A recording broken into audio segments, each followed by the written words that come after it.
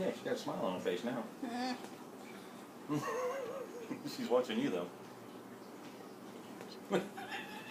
She creeps out, don't she? Okay, you need to shut.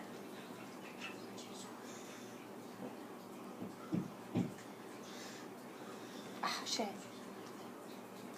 Okay, Terry. Any questions you have, to ask them now. Who? You. Me, where? Anything that you want to say, because you have to be quiet during this. I have 2 questions. If you have any questions for me, or if you want to know what we're doing, ask now, because we're going to be quiet during this. Okay. Come on, now where the hell is my microphone thing?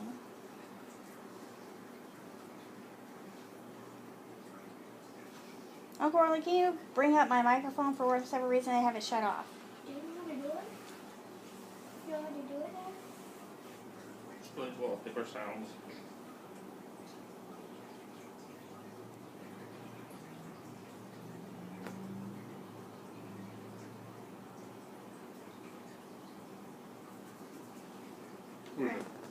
Give me your microphone.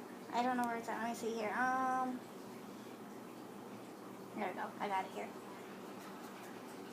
There, it's on. Okay. Okay, you have to be quiet now, Terry. Okay. Oh. 4.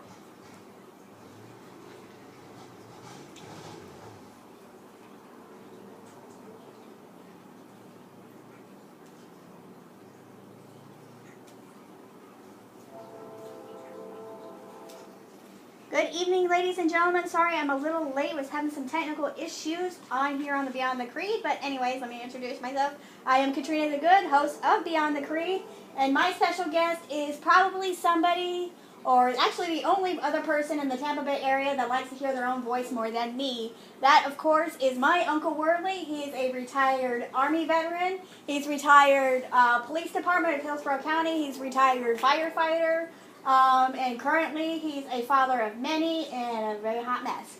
But during his time, in his lifetime, he's experienced heaps of paranormal activity. And actually, we have one that is running in the family right now. And she is, she's special. That's very special. It is a doll that belonged to my biological mother. And the dress that she makes was made by my maternal grandmother, Rose. And I don't know if this doll has a name, but she likes to move a lot. And she got to stay with me for about a week, and that didn't go over too well. But anyways, I want to let my Uncle Whirley here talk about himself a little bit, and then we'll explain kind of more of what we're going to be doing this evening. Well, what we're going to do is basically she's going to try to see if she gets some EVPs from the doll, because either my grandmother or her mommy is attached to this doll. Because she's with me, she smiles. A lot. A very toothy grin, too. I didn't know dolls had teeth. This one, when she went to her house, she tried to tear up the closet. She did tear up the closet. What the hell are you talking about? Now, I am one that likes to ghost hunt. I've been to St. Augustine and in the lighthouse, where there's more activity than any place normal. I've been touched. I've heard voices. I've seen things move. We've had one where Katrina was at our house, and we were sitting there in the show, and something flew from the kitchen. We don't know what it was. Wasn't it we found one of your little plastic cups later or something like that? There was a plastic cup. Yeah. That was up in the cabinet. So it's a little different. I mean, I've seen things and been places and just done my job and just kind of blew it off. Doesn't bother me in any way or form. I just kind of laugh about it and go about my business. Now, have you had any experiences while you were on duty as a police officer or in the Army? Yeah, we were in Washington, D.C. doing Homeland Security.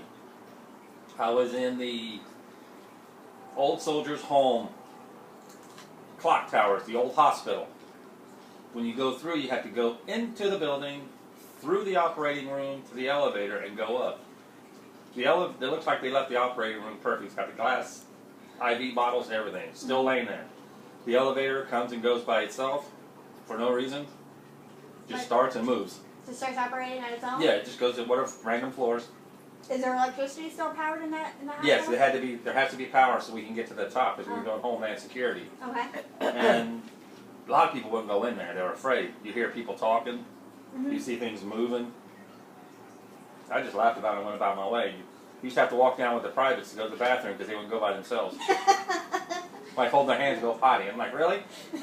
Just tell them to man up a little bit? Yeah, just go over the railing, just right on the roof. I mean, like anybody don't care. The pigeons did, but yeah, they wouldn't. My first sergeant refused to go in the building. He was terrified. He went in once and never went in again. And he's a sergeant? He's a first sergeant. Would not go in. What happened to him? It scared him. He just went over to talk about it? No. The elevator, he was on it. He got off, the elevator went down and came back up, and no one called for it. And we heard people talking, we saw things moving, and he left. No? He's like, I'm out of here. And he took the stairs. I was laughing. I'm like, really? I've been here this whole time. Just old soldiers. They're not going to bother you. They're fellow brothers and sisters? Yeah, ain't going to hurt you. That ain't going to get, the dead ain't going to get you. The living never get you. So. So that's what you learned in the services. Yeah. What about when you were as a police officer? Tampa booking in Tampa, the jail was haunted. Which one? Tampa, it's no longer, they tore it down, it was in Tampa, but it was a jail, it was belonged to the city of Tampa. Mm-hmm. It was haunted. Really? Yeah, more than one inmate got killed there. And you go in there and you would hear them scream, and there's nobody in the place. Used to be booking. Would anybody go in there? Yeah, we would, because we were just laughing. We were just nosy. It really did, even while it was active? Yeah. While it still had prisoners and No, there's no prisoners. no prisoners? No, to go around, you had to walk in metal gang. It's a gangway. You had to walk it. You could see on the floor where the prisoners were. Mm-hmm. You hear people down there talking, walking around. You hear fights. You hear people screaming.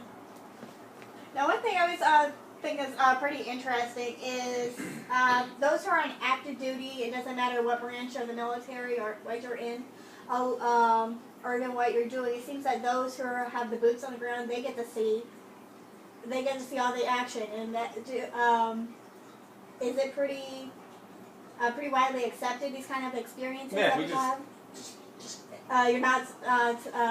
some are, some aren't. Some aren't.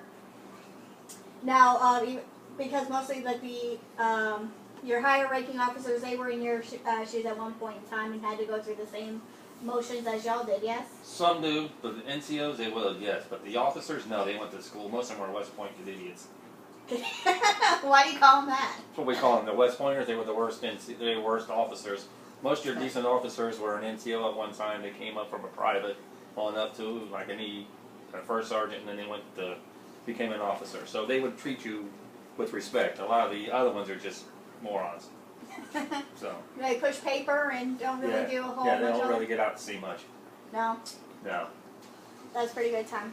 So that's a little bit of history of my. Okay, how about this? You are a firefighter as well. Yes.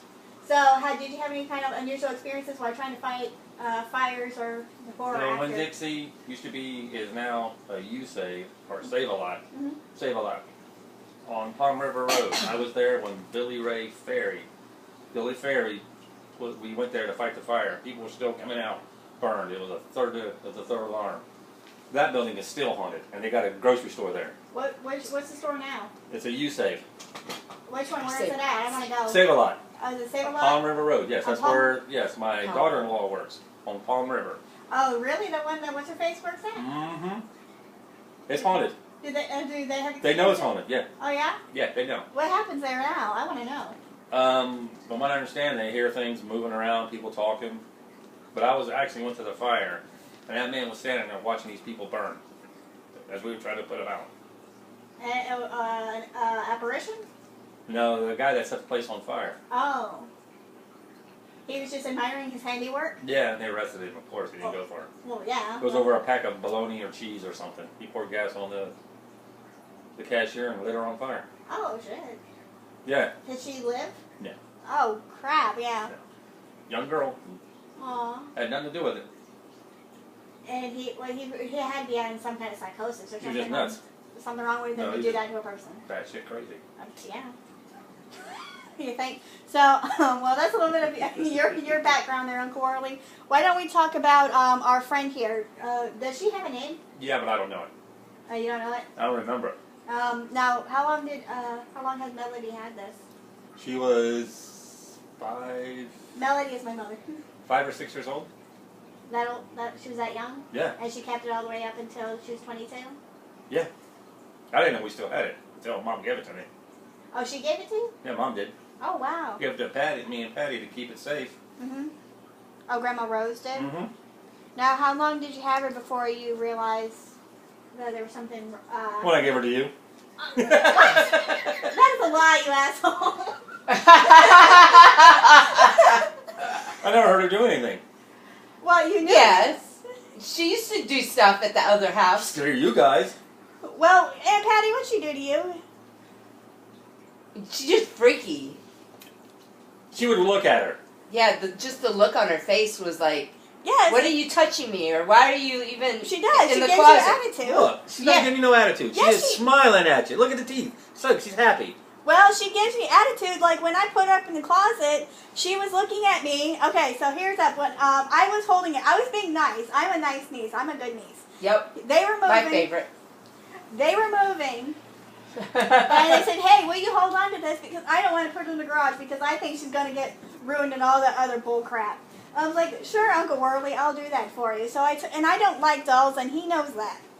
Yep. I don't like dolls, and I don't like clowns. So anyways, I'm being nice. Stop, dearie. So I was like, okay, I'll take her. But so, okay, I'm going to take her, I'll hold on to her for you. Why? So you guys can get your stuff together, so you can get organized and everything like that and not have to worry about it. So I threw her haphazardly up into a top shelf in my closet. She was lying on her back with her feet in the air. That night, I hear all kinds of banging. I hear stuff falling out of my closet, stuff being knocked over. I hear all kinds of crap. I'm like, what the heck is going on? Because I honestly forgot that I put her up there. So I go in there just to see what is going on. I have like a bunch of plastic spoons and napkins all over the floor, and I got candles in there. It's all in disarray and whatnot. And then I look up, and homegirl here is sitting up. Her back is propped up against the wall. Her skirts are pulled up a little bit. She has her feet crossed at the ankles, and she's back there chilling with a grin on her face. Looks like she really knows what she's doing. She does. And I'm like, okay, no, we're not doing this. That's what I said. So the next day, it was kind of late. So I called Uncle Whirley, like, when the heck are you going to come and get this thing? He's like, well, we're not ready. We still got boxes. We're still packing. Okay, whatever. So I'm keeping her up. So when I go back in there, and I hear more banging, more moving around, I go back into the closet. This is a spare closet where no one goes in there because that's my crap room. This chick is sitting on the floor this time with her back to the door. And there's more of my stuff, all kinds of it. I'm like, hell no. So I called him back again.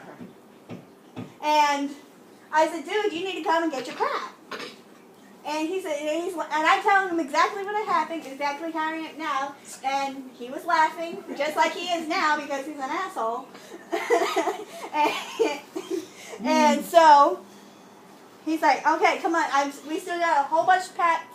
And the only reason why I did it is because, even despite him, is because my Aunt Patty was all stressed out with this move. I did it for her. They're like, okay, fine, I'll keep it longer. So then a few days pass, she's a little quiet. And then I go back in and I hear because I hear more banging. I hear more banging going on and whatnot. So I go back into the closet. Once again, this is like the 4th day or something like that. This chick, this thing that I got going on right here is in a whole nother position on the floor, turning facing the door this time. And I say, okay, hell no. We're not doing this. We're not doing this. I call him for like the umpteenth time, and it's like, dude, you need to come and get your crap. And because I'm not allowed to even have anything haunted or any kind of ways in my house, I will get in trouble with my husband. Trevor does not take kindly to such things. He is lucky I do this radio show. So he's like, I promise.